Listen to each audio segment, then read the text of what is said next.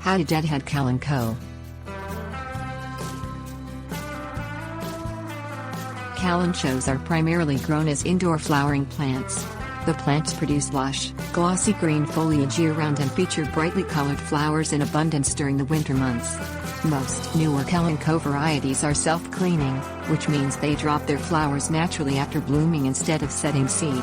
Older varieties might still produce seed, resulting in a plant covered with unattractive wilted flowers. Deadheading, or removing the old flowers, improves the plant's appearance and might encourage it to produce more blooms.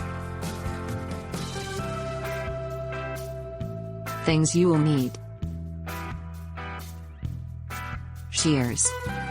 Inspect the Kalanchoe regularly during the flowering season. If the petals remain on the flower clusters after they wilt, your variety likely requires deadheading. Grasp a flower cluster at its base after most of the blooms have withered and begun to turn brown.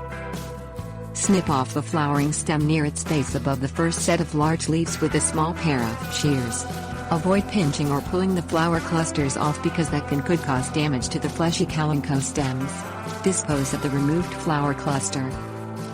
Deadhead the Kalanchoe 1 to 2 times a week throughout the flowering season. Deadheading each time you water the plant works well.